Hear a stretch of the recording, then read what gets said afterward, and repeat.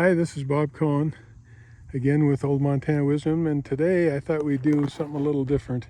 I'm up here at my ranch in southern Colorado, and I have a couple of old Winchester rifles made in the 1800s. The one in front is a Winchester Model 1886 4590. And the rifle in the rear, when I bought it, I thought it was a 4570.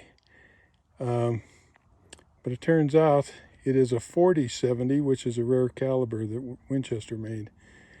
Anyway, I've never fired these rifles, and I thought I would give it a try because I went to the Colorado Collector Show this year, and there was a guy who actually had ammunition for the 4070.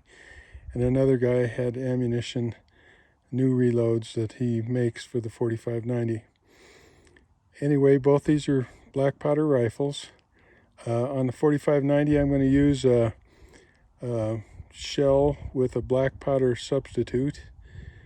And in the rear, on the 4070, the guy that loaded these shells loaded them with a smokeless powder, but they're very, very light loads that are in the same pressure as the old black powder cartridges. Anyway, we're gonna give these a shot. I'm gonna pull them the first couple times with the string just to make sure they're safe. And I got a couple logs out here sitting in my field that I'm gonna take a shot at. So anyway, I'm gonna put these in a lead sled and put a string on the trigger to fire them remotely, and then I'll video it and have a little fun. Stay tuned. Okay, well, I've strapped the 4590 down into a lead sled and bungeed it down, and I'm going to take one of the cartridges that I got from Colorado Cartridge. They're 350 grain 4590. And I've got my string attached for safety reasons because I want to fire it remotely the first time or two. So it's got a shell in there. And I'm going to go back here a ways in the safe zone and pull the trigger, and hopefully I have it on target. Got my safety glasses on, and here we go.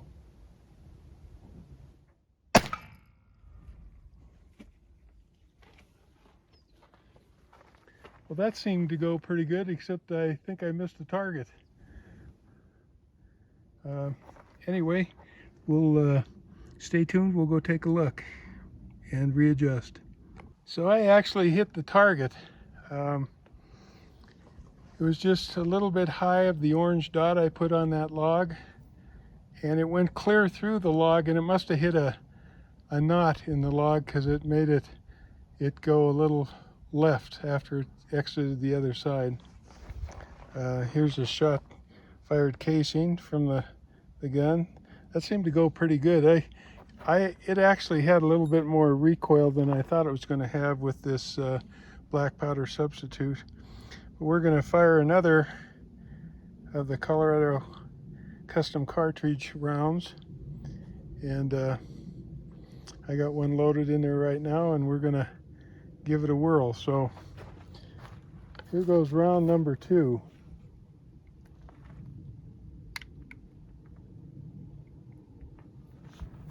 Hopefully we're still on target. I'm going to get behind my barrier back here and give it another try.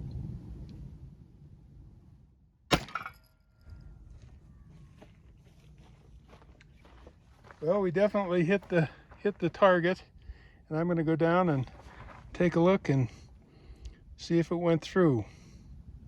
So if I had aimed at the orange dot, it would have went right through the center, but I aimed at the left side of the left log on the left side there. And these shells definitely had a little bit of poop, because one of those logs is 8 inches and one of them is about 6 or 7 inches, and every round has gone through those logs.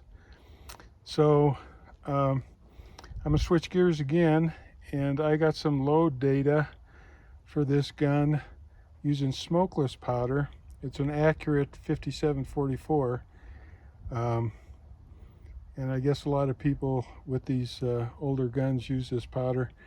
Anyway, I got some load data, and I loaded up a couple rounds.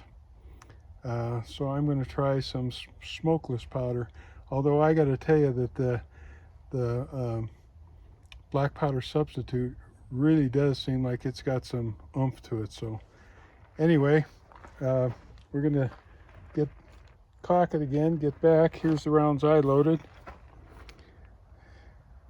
These are a 300 grain flat nose hollow point, and we're going to give that round a go and see. We're going to recock it here. Hopefully we're on the target again. I'm going to go behind the barrier with my safety glasses again, and here we go.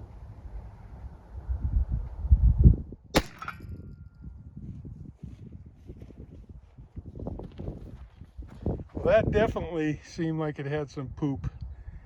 I'm going to go down and check it out. So that 300 grain bullet actually blew the entire back out of that log. Here's a piece of it here. So what I'm going to do is, I thought I'd have a little fun with this, and there's a fence post out there exactly at 200 yards that's just beyond my right over my current close targets. So we're going to take a whack at that fence post out there at 200 and see how this performs. Again, this is with the 300 grain with 5744 smokeless powder. So I put on my safety glasses here, and I'm going to cock our gun.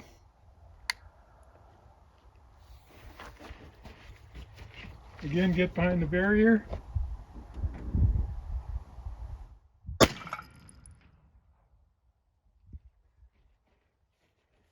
Well, that looked damn close. I'll have to walk out and see if I hit that post. Anyway, I'm pretty pleased with the results I've been getting with these loads. I'm going to take this out of the lead sled, and I'm going to put the 4070 in the lead sled, and we're going to give that a whirl here. Actually, before I put the 4070 in the lead sled, I have two shells here. One's from the Colorado cartridge, and one's the one that I reloaded with the smokeless. And I'm going to fire one of each just to get a taste of what the recoil is on these guns. Colorado cartridge first. I'm going to put my safety glasses on here. And I'm just going to shoot offhand at that same.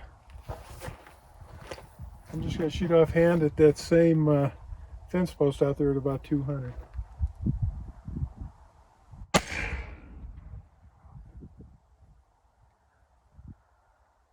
That had a pretty decent recoil on it. And I tell you what, I wouldn't be surprised if I hit that fence post with that. Okay, here's one of the smokeless cartridges that I loaded with the accurate 5744.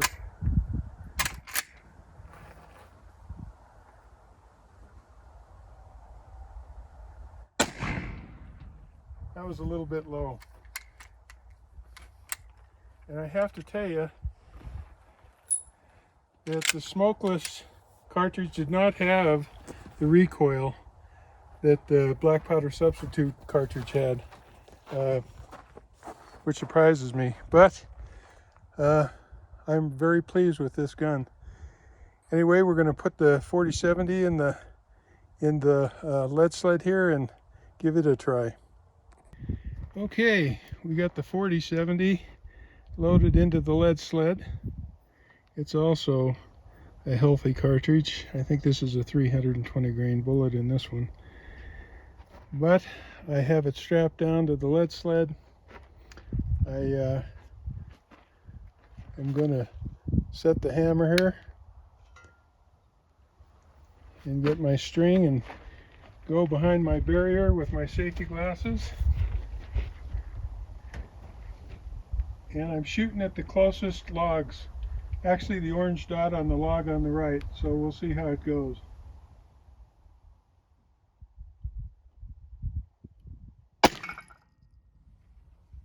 Well, that looked like it hit just a little bit high. I'm going to go down and check it, but it did hit the log for sure. Well, that last shot from the 40-70 was dead center of that orange dot, but it's hit the very edge of the log on the right. So we're going to give it another whirl here. I've readjusted the sighting on the gun. So we're still in the lead sled. And I'm surprised how much recoil these guns have, because I have to reset this lead sled every time because it kicks it back. And I've got a 25-pound weight in the middle of the lead sled. So here we go. We're ready to go and ready to fire. I'm behind the barrier, got my safety glasses on.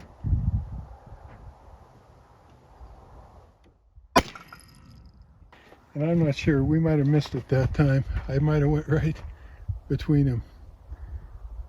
Let's go take a look. So we did go right between them on that last shot. So I'm going to give it another whirl here.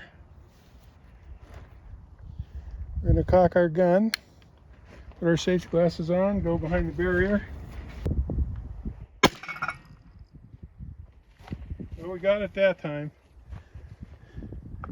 So I'm going to go down and take a look, and these guns really seem to be very safe to shoot if you shoot the right ammunition in them. So I'm going to go down and take a look, and then we'll get back. So that shot hit right on the edge of the orange on the lower part there. The one on the upper part, that was from the 45-90. All the 45-90s went through. This 40-70 did not go through. So I'm going to take this log home, I think, and cut it open and see what our bullet looks like. Actually, upon further investigation, the 40-70 did go through, and it exited right here. I didn't see that. This is a graze of the 40-70. All these exit wounds here on the logs, those are all from the 45-90. I wouldn't be afraid to shoot an elk with one of these, that's for sure. Anyway, again, I'm Bob Cohen. I'm with the Old Montana Wisdom, and we'll be seeing you in the next video, I hope.